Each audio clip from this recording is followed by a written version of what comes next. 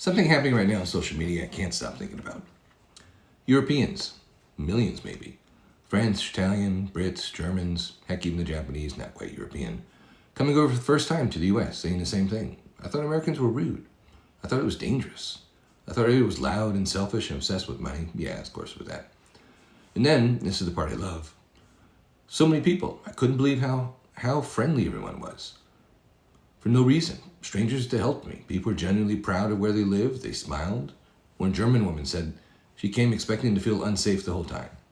Instead, a guy at a gas station in Tennessee spent 15 minutes helping me figure out a rental car. I've been there, lady.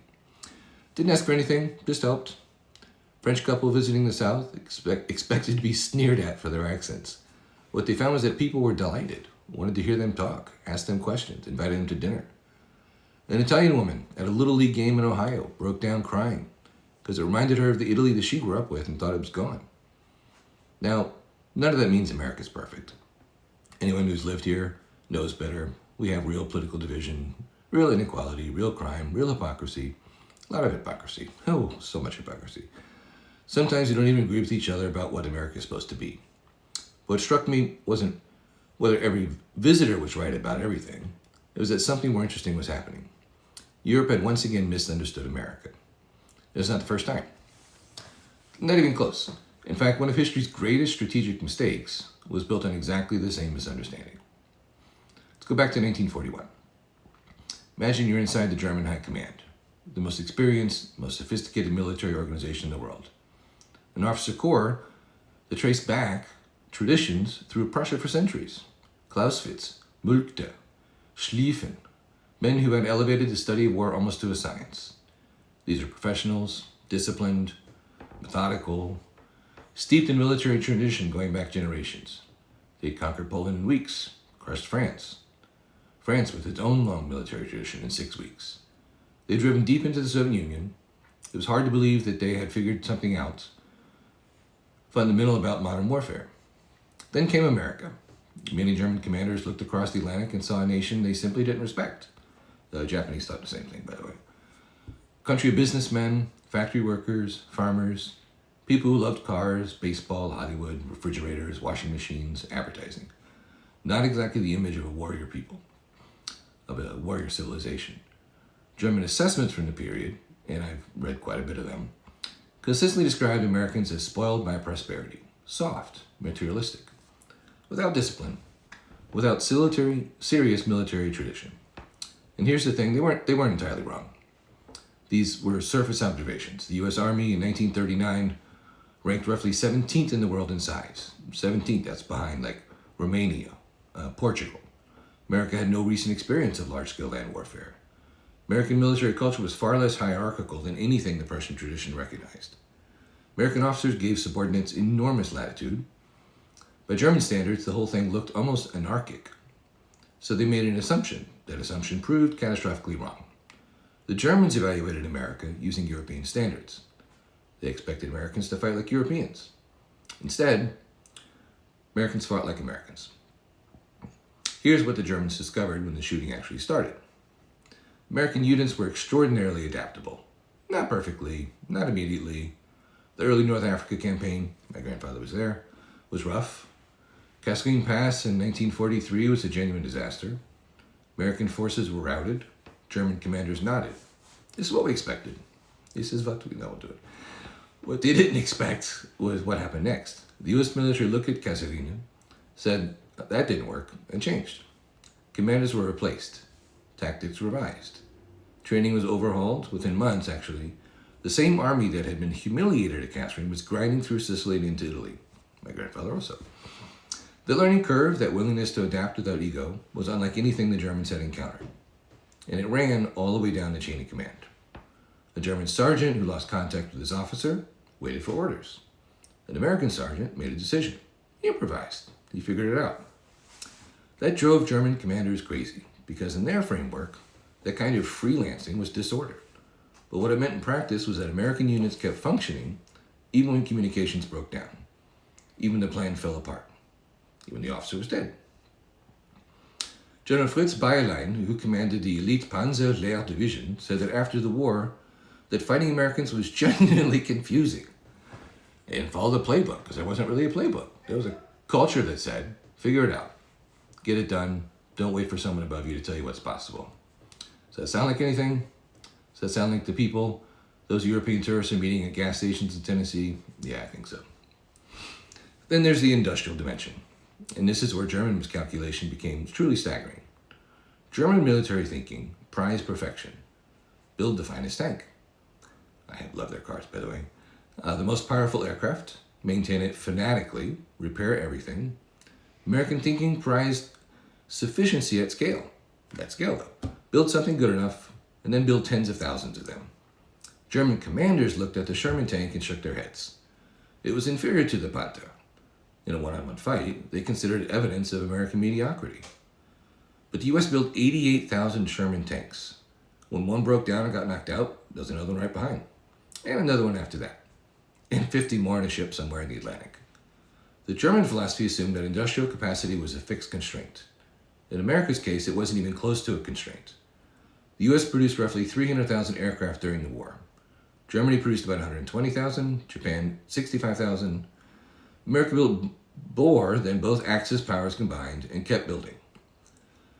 The great industrialist Henry Kaiser built the Liberty ship, a 440-foot cargo ship, in 4 days, 15 hours, 26 minutes, as a publicity stunt, just to show what was possible. The average was around 40 days. Germany's entire U-boat campaign was strapped to difficult to keep running. German planners looked at this and called it waste. Americans called it speed. Speed wins wars. Perhaps the most surprising chapter came after the war ended. History had conditioned Europe to understand what victors do. You conquer, you punish, you extract, you humiliate. You make sure the defeated never threatens you again. The memory of Versailles was still fresh, and after World War I, Germany had been crushed economically, punishing reparations, territorial humiliation, a war guilt cause that burned.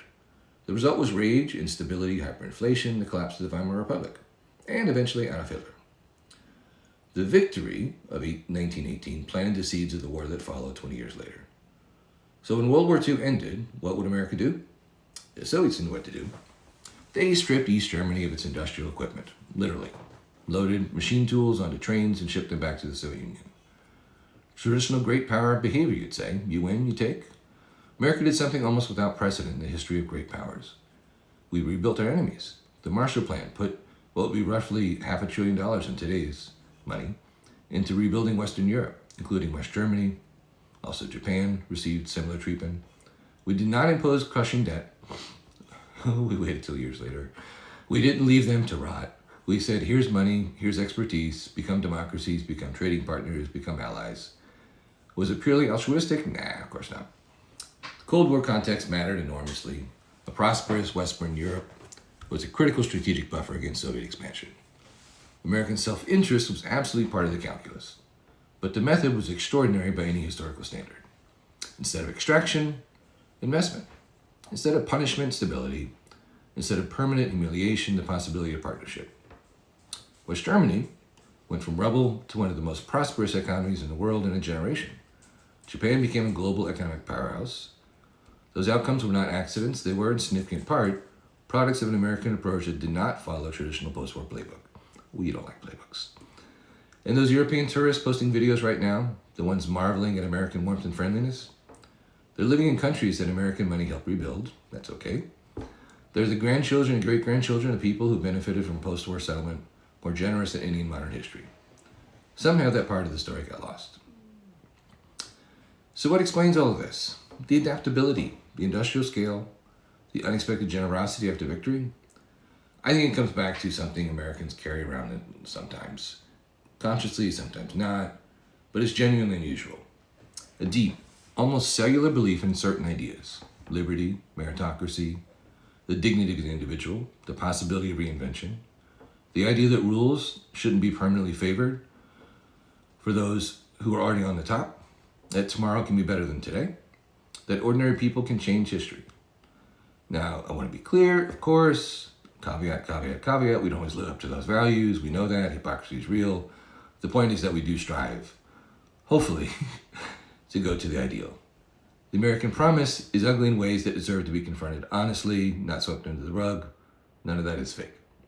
But here's what I find fascinating. Even the aspiration towards those values shapes behavior in ways that outsiders don't account for. The American sergeant who improvised when the plan fell apart wasn't just being undisciplined. He was drawing on a culture that had told him his whole life that his judgment mattered, that he could figure things out, that you didn't just wait for someone above you to decide what's possible or to tell you what to do. The American factory worker building Liberty ships at Henry Kaiser's shipyard wasn't just punching a clock. He was part of something, a culture that connected individual effort to national purpose in a way that felt real to him and does to me today. The guy at the gas station in Tennessee who spent 15 minutes helping a confused German tourist with a rental car, he probably wasn't thinking about values or history or national character. He was just doing what seemed natural, what his culture had, in some quiet way, taught him to do. That's what visitors keep discovering. Not perfection, not the absence of contradiction, but something genuine underneath the noise. Optimism, openness, the assumption that strangers deserve your help. That's why I wanted to start the Roger Retrospective with this story. Because history isn't just about remembering dates and battles and treaties. It's about recognizing patterns. It's about noticing that the thing you think is brand new, the surprise, the shock, the how did this happen, almost always has a shape you've seen before. People misjudge nations, they misjudge cultures, they underestimate rivals, they assume the unfamiliar is inferior, they read the surface and miss what's underneath. And they've been doing that forever. History quietly says, I've seen this before, that's what the show's going to be about. Every episode. We start with something happening right now, something generating headlines, something you're seeing on your feed, and we pull back the lens. We ask, where does this actually start? What's the origin story? What does the pattern look like when you can see more of it? Sometimes it'll go back 50 years, sometimes 500. Sometimes we'll find what looks like a crisis is actually a well-worn human habit. Sometimes we'll find what looks like routine is genuinely new. I find both of those equally fascinating. I spend decades analyzing countries, advanced, emerging markets, sovereign debt, the question of why some countries absorb shocks and others fall apart. The answer is almost always history, culture, the things that happened long before the thing you're currently watching. I want to bring that lens here. Not partisan, not trying to score points, just genuinely curious and genuinely convinced that if you understand the story, the present makes a whole lot more sense. I'm Roger Horn. This is the Roger Retrospective. And until next time, remember today's news almost always began long before today.